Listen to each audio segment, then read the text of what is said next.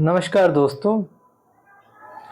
आइए हम अपने स्वास्थ्य के स्तर के ज्ञान को और ज़्यादा बढ़ाते हैं।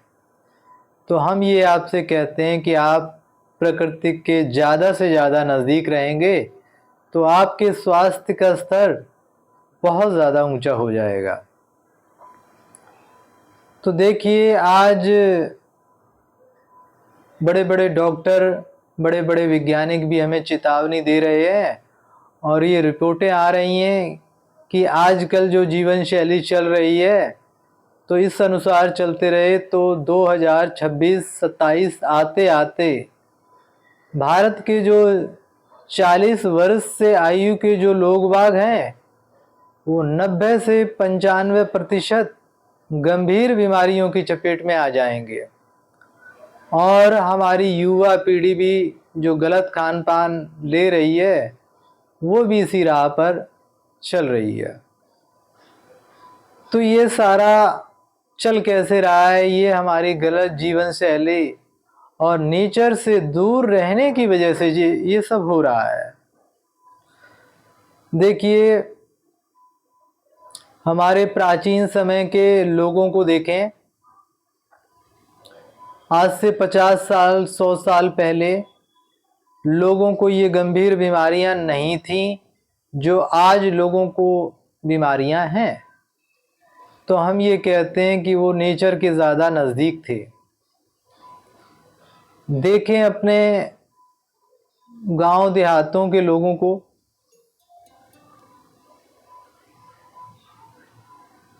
जो 100-100 बरस 105-5 बरस जी रहे थे, स्वस्थ थे, निरोगी थे,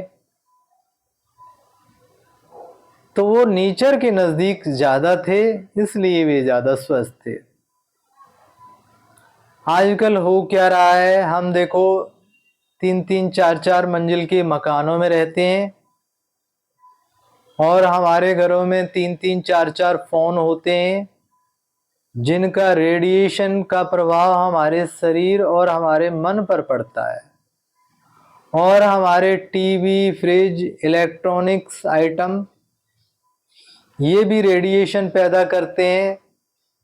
हमारी इलेक्ट्रॉनिक्स वायर और हमारे घरों में जो केमिकल युक्त पेंट हुआ है वो धीरे धीरे करके झड़ता है और हमारी सांसों के माध्यम से हमारे शरीर में प्रवेश करता है।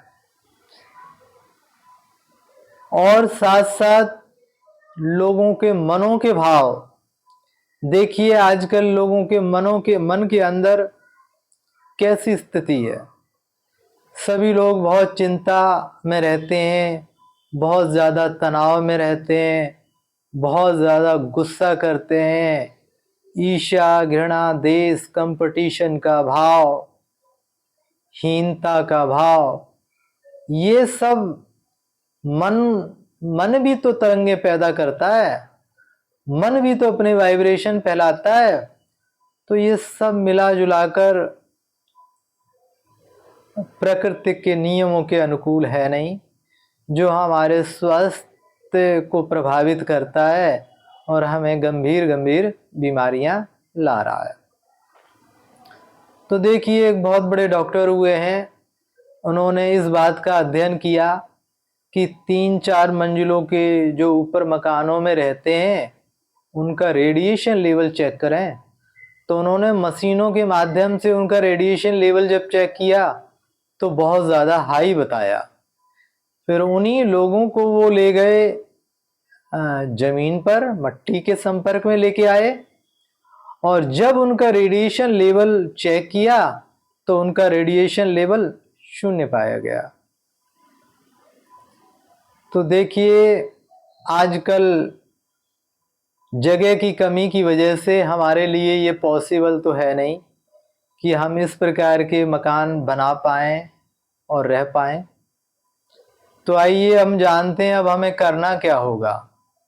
तो हम ये कहते हैं, आप अपने जो पास में कोई पार्क है आप वहाँ जाइए और वहाँ आप नंगे पैर जमीन पर, घास पर, मट्टी पर चलें।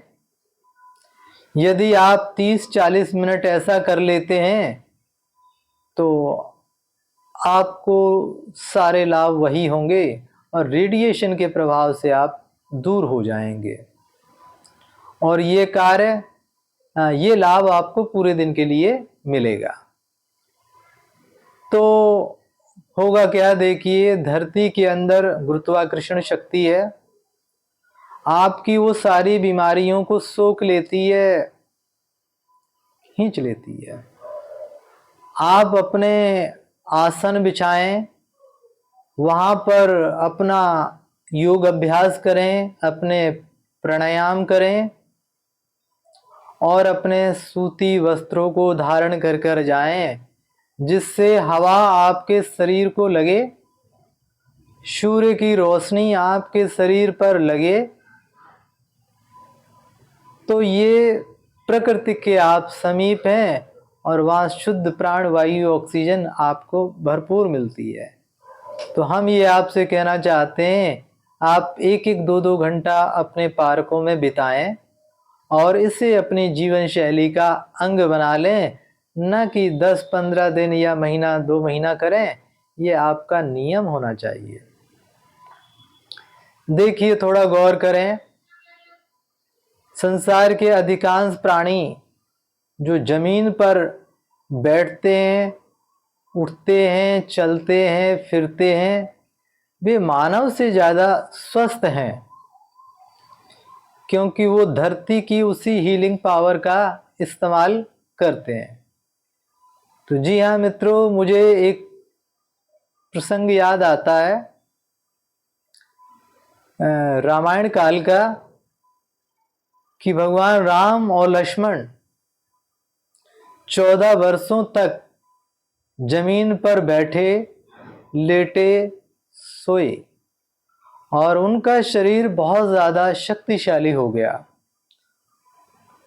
तो उन्होंने रावण और कुंभकर्ण और मेघनाथ जैसे शक्तिशाली योद्धाओं को, जो कि बेड पर सोते थे, उनको उन्होंने परास्त कर दिया। और हमारे ऋषि मुनि संत महात्मा सभी इस धरा पर बैठ के उन शक्तियों का अर्जन किया, माँ प्रकृति की गोद में बैठे, धरती से वो उन्होंने हीलिंग पावर ली। तो हम ये आपसे कहना चाहते हैं, आप धरती के संपर्क में रहिए, नेचर से अपना कनेक्शन बनाकर रखिए, तो धरती माँ आपको स्वस्थ भाव, निरोग भाव का वरदान दे देगी। तो आप इन नियमों का पालन करें। आइए देखिए, मुझे एक हंसी की बात और याद आ रही है। प्राचीन समय में हमारी माताएं, हमारी बहनें खेतों में जाकर काम करती थी और वो कुओं से पानी लेकर आती थी, हाथ से अपनी चक्की चलाती थी और घर का लीपना पोतना सब काम वो करती थी, यानी उनका फिजिकल वर्क बहुत ज़्यादा था।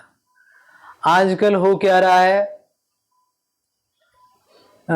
हमारी माताओं ने और बहनों ने अपने घर में नौकरानियां रखी हुई हैं। तो नौकरानियां तो काम कर कर के सेहत अपनी बना रही हैं और पैसा भी लेके जा रही हैं, और हमारी माताएं बहनें आराम करती हैं ज़्यादा, तो उनको गंभीर गंभीर बीमारियां हो रही हैं। तो हम ये कहते हैं, आप उनका सहयोग करें, उनकी मदद करें और अपने स्वास्थ्य स्तर को ज़्यादा बढ़ाएं। हम ये आपसे कहना चाहते हैं, यदि आपके घरों में लिफ्ट है तो आप लिफ्ट का प्रयोग न करें, सीढ़ियों का इस्तेमाल करें। जो बहुत बुजुर्ग हैं, जो नहीं चल पा रहे, उनके लिए तो कहीं हद तक वो ठीक भी है, लेकिन आप समर्थवान हैं तो आप सीढ़ियों का इस्तेमाल करें। आपके पूरे शरीर की मूवमेंट होती है और आप स्वस्थ होते हैं। जहां आप आसानी से जा सकते हैं, वहां के लिए गाड़ियों का इस्तेमाल न करें। अपने घर में साइकिल की चलन को बढ़ाएं और हम ये पुरुषों से भी यही कहना चाहते हैं, अपनी फिजिकल एक्टिविटी, अपनी कार्यशैली को ज़्यादा बढ़ाएं और आलस्य वाले कार्यों को त्यज दें और गलत खान पान, जो मैदा से बनी हुई चीज़ें हैं, चीनी से बनी हुई चीज़ें हैं, तले हुए भोजन हैं, उनका परहेज करें और माँ प्रकृति जो आपको दे रही है उसको वैसा ही स्वीकार करें। तो माँ प्रकृति का आपको स्वस्थ भाव, निरोग भाव का आपको वरदान मिल जाएगा और आप अपने मन में ज़्यादा असंतोष, लोगों के प्रति ईर्ष्या, घृणा, द्वेष, जलन के भाव, क्रोधों को त्यज दीजिए और सच्ची सुख शांति पाइए। और ये कमा हम किस लिए रहे हैं, यही चाहना तो है हमारे, लेकिन हमें उस राह पर चलना होगा, माँ प्रकृति के नियमों का पालन करना होगा, माँ के समीप जाना होगा। कोई भी माँ अपने बच्चे का कल्याण होने नहीं देती, तो माँ प्रकृति के समीप जाएं, पर्यावरण को सुरक्षित करें और अपने नज़दीक पेड़ पौधों को बढ़ावा दें और नीम के, पीपल के वृक्षों को लगाएं। अपने मन की तरंगों के द्वारा भी लोगों को वरदान दें, उन्हें खुश करें। तो यही सब नियम है स्वस्थ और निरोग रहने के।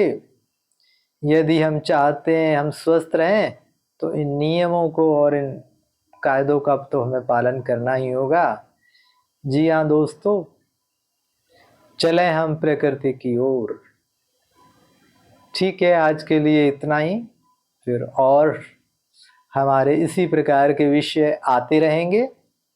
आपसे मेरा अनुरोध है, आप मेरे पुराने वीडियो को भी देखें, जिसमें इस प्रकार के स्वास्थ्यवर्धक ज्ञान की मैं विस्तार से चर्चा कर रहा हूँ।